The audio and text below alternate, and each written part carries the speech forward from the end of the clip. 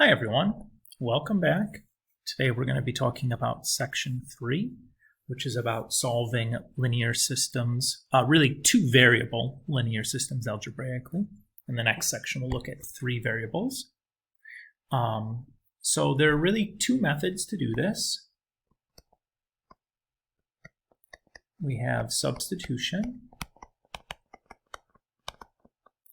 and we have elimination. So we're going to start with substitution.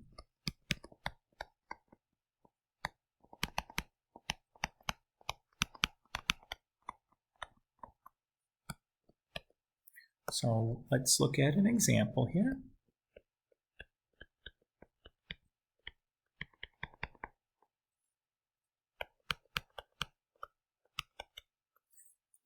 So the idea when solving a system by substitution is what we want to do is we want to take one of the 2 equations. I'm going to label them here as equations A and B just so I have a name to call them. We're going to choose one of these 2 equations, A and B, and then get either the x or the y by itself in that equation. So it doesn't matter which equation you choose or which variable you choose, but you can make your life much easier by choosing wisely. So the best case scenario, which you would always want to choose if it's possible, is a situation where you have a variable with no coefficient. So if I look in equation B, the x has no coefficient on it. That would be the equation and the variable that I would want to try to isolate. If that's not the case, the next best situation would be to choose the equation whose variable, when you divide by the coefficient, you're left with no fractions. Sometimes that's possible, sometimes it's not. In this case, it is. So let's go ahead and do that. So I'm going to subtract 3y from both sides.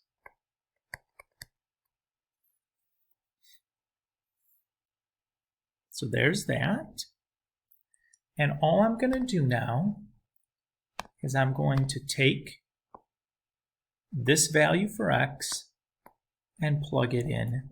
I really should say this value of x and plug it into the other equation.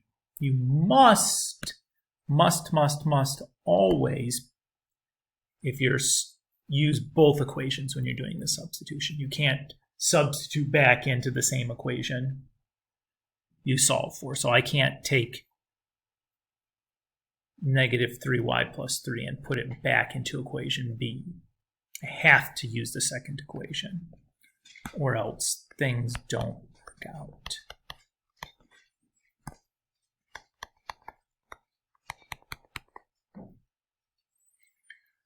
So there's that. So you see that all I've done is I replaced the x in equation A with what x equals, which I found using equation B. If I look at this now, I have just one variable, right? I have just y's. So what we'll do now is we'll just distribute the 2 through.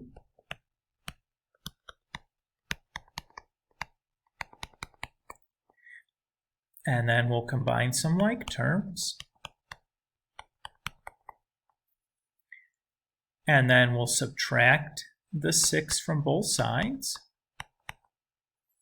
And when we divide both sides by -1, we get y equals 11. So that's half of our solution. To get the other half, what I'm going to do is I need to plug 11 in for y into any one of these equations. I could plug it into equation A, I could plug it into equation B, or I could plug it into the alternate version of equation B. And this is actually where I would choose to plug it in because it doesn't require me to do any algebra to find the value for x, right? Since the x is already by itself, I don't have to do anything. So there's my solution, or the common way to represent this is as the ordered pair, negative 30, comma 11. And that's it. So that shouldn't be too bad, right?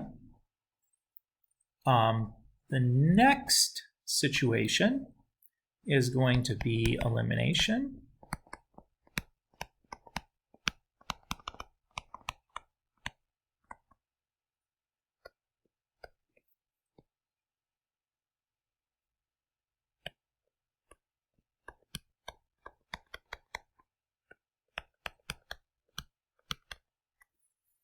Okay. Oops. Okay. So the idea here with elimination is we're going to multiply one or possibly both of these two equations by some constants. Now, you could multiply equation A by something, and then you can multiply equation B by something different. It's okay. You don't have to do the same number to both equations. And the idea here is we want to do this so that when we add these two equations together, one of the variables is going to cancel out. So the first thing I'd want to do is decide which variable is going to be the easiest to cancel out. So it doesn't really matter, but you can make your life a little bit easier here by choosing wisely. So what I'm looking for is a variable whose coefficient is a multiple of the same variable in the other equation. So I see that here with the x's, right?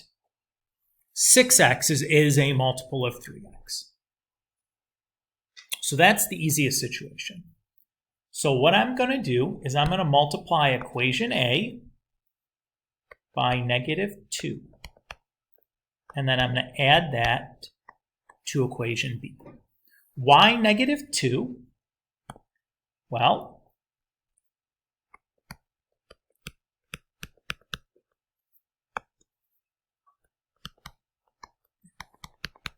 so I'm going to multiply both sides of equation A by negative 2. So there's that. This is my new equation. And I'm going to add that now to equation B. And look at what's going to happen. Is negative 6x plus 6x gives me 0. 14y plus negative 8y gives me 6y. And negative 20 plus 12 gives me, negative 20 plus 8 gives me negative 12. So then if I just divide both sides by 6, I get y equals negative 2. So now all I need to do is plug y equals negative 2 back in to this equation, negative 2 times a, or I could plug it into b, or I could plug it into a. It does not matter which one. And in this case, they're all kind of equivalently the same amount of work. So I'm going to plug it into equation A.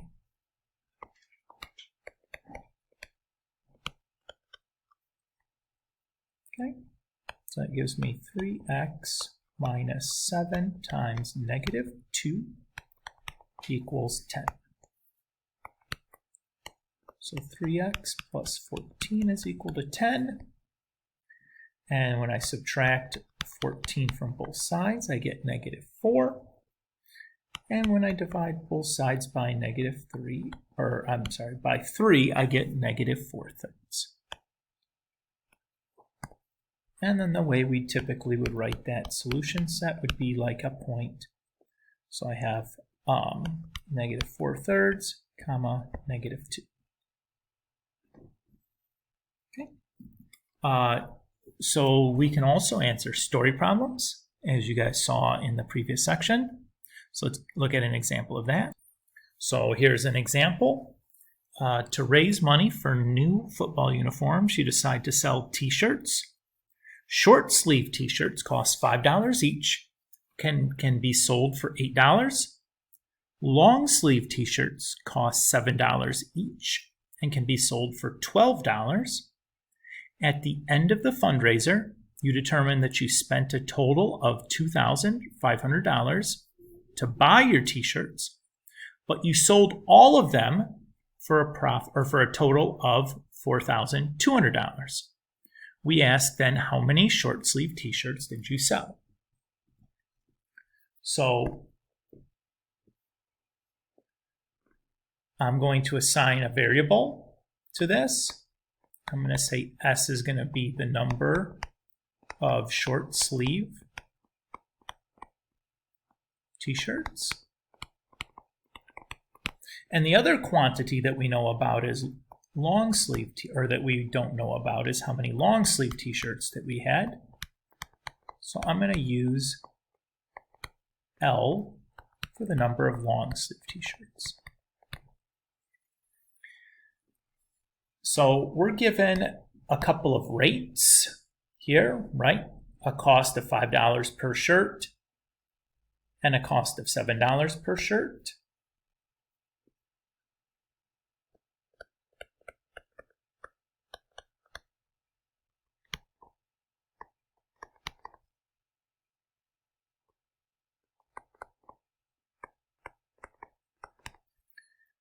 And then we have a long sleeve cost. We're told that is $7 per shirt. And we have the short sleeve sale price. Let's just call it a price, right? How much they're selling for. So that is $8 per shirt.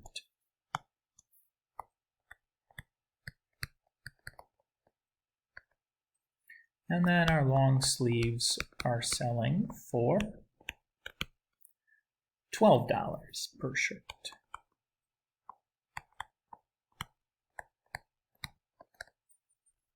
Okay. And then we have two totals, right?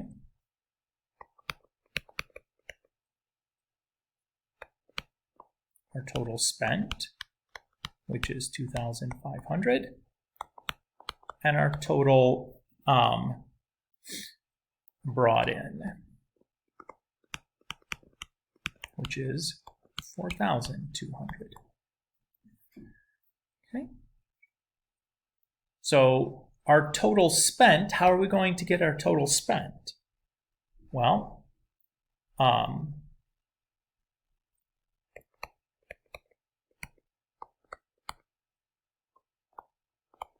so the total of the short sleeve, the total money we spend on the short sleeves, plus the total money we spent on the long sleeve, is going to give us our total spent, right? So if I want the total that we spent on my short sleeved, that's going to be the cost of the short sleeves times the number of short sleeves. So that's going to be 5 times S. And the total spent on the long sleeve is going to be the cost of the long sleeves times the number of the long sleeves. So that's going to be 7L. And that should equal the 2,500. So that's my first equation. If I want the total brought in, that's going to be the money from the short sleeves plus the money that we bring in from the long sleeve. And that's going to be give us the total brought in. Okay. Well, we know that if we look at how much we're charging per short sleeve and times the number of short sleeves, that's going to give us the money from our short sleeves. Oops, that's an 8.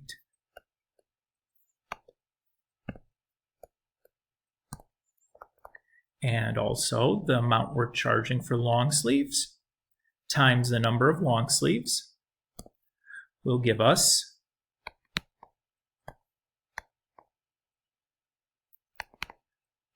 how much we spent on the long sleeves. And what we have now is a system of two equations.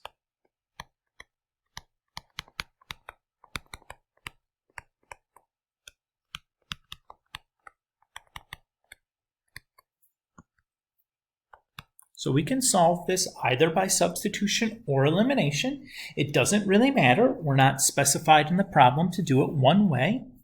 So what I would do is I would look at which one looks easiest. So if I look here, if I tried to do this via substitution, I'm going to end up with some fractions, right?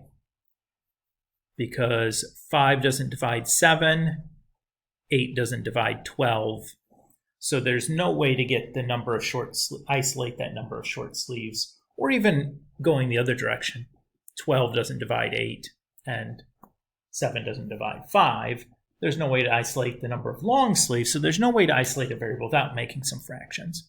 So I would do this by elimination. And since the variable that we're looking to solve for, the question asks specifically just about short sleeve t-shirts, the variable I would want to eliminate is the L. Regardless of which variable looks easier to eliminate, if it's asking me about just one of the two variables, I don't need to solve for both of them. Let's just solve for the one that we need to solve for and forget about the other one. So what I'm going to do is try to eliminate the L's. So I'm going to call the first equation equation A and the second equation equation B. So what I'm going to do is I'm going to multiply 12 times equation A. That'll give a coefficient on L of 84. And I'm going to add that to negative 7 times equation B, because that'll give me a negative 84 on the coefficient for L. And when I add 84 and negative 84 together, I get 0. So when I multiply 12 times 5, I get 60. 12 times 7 is 84. And then 12 times 25 is 3. Oh boy.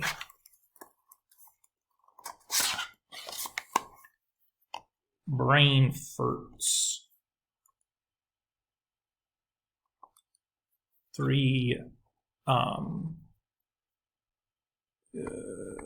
4 zeros at the end. So 30,000. Okay. And then I'm going to do negative 7 times 8, negative 7 times 12, and then negative 7 times 4,200. And that gives me negative 29,400. When I add these down, I get 4s equals 600. And if I divide both sides by 4, I get that s is equal to 150. So I sold 150 short sleeve shirts. And that's basically the idea for this section. You should, well, never mind. We need to talk about something else. We're not quite done yet. I lied. Okay. The last thing we need to talk about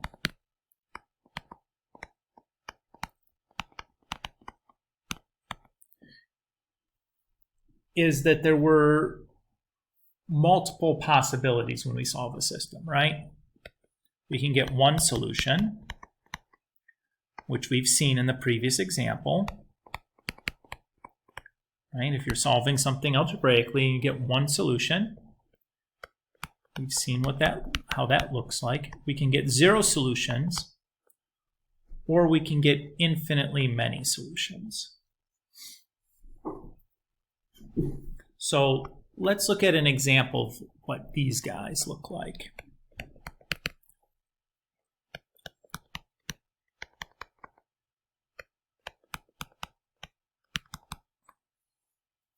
Okay. So we'll do one of these by substitution, another one by elimination.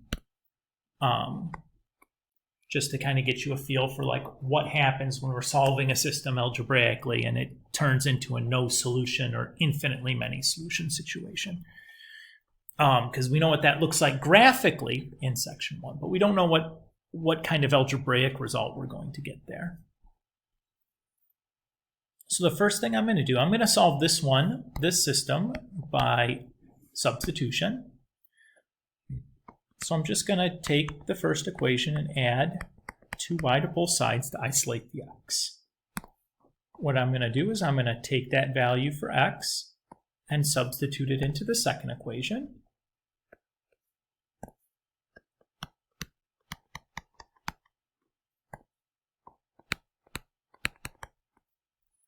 And then just solve for y.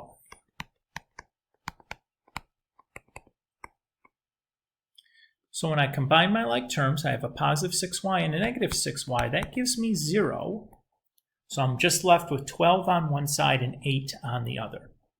This statement, 12 equals 8, that's false, right? 12 does not equal 8.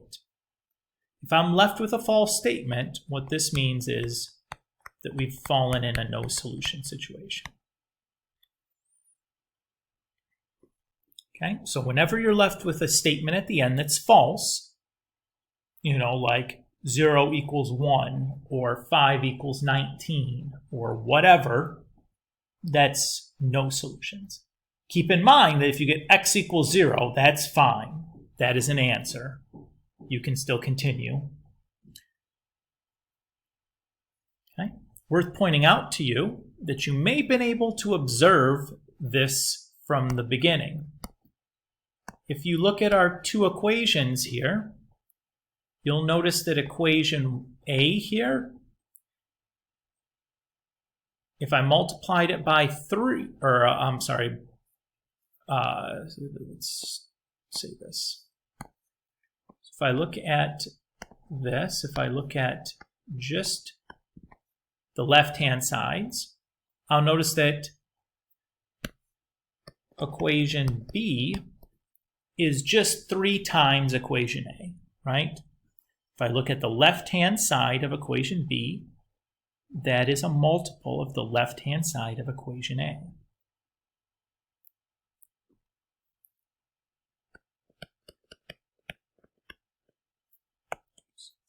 The left-hand side of B is 3 times the left-hand side of A. There was a 3 here, I just got erased. However, if I look at the right-hand sides, though, and try to do the same thing, the right-hand side of equation B is not equal to 3 times the left-hand side of equation A. So if you notice that one side of the equations is a multiple of the other, right? So the left-hand side of A could be a multiple of the left-hand side of B. However, the right-hand side of A and B are not the same multiple. That's an indication that this is also going to be no solution. And you could, if you make that observation, you can do that without having to actually try to solve the system. But you don't need to do it this way.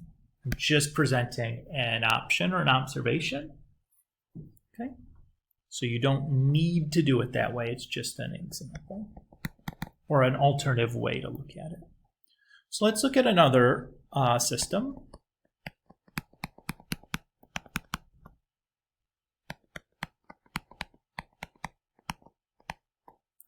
It's 10y. Okay. Let's say we're going to solve this system by elimination. So if I look at the coefficients, there's not an obvious, like the x's aren't just a multiple of the y, or the x's aren't multiples and the y coefficients aren't multiples. So I'm just going to kind of look for a least common multiple. So the least common multiple of 4 and 14 is 28. So I'm going to multiply 7 times equation A, and then multiply 2 times equation B. So 7 times 4 is 28x, 7 times negative 10 is negative 70y, and 7 times 8 is 56.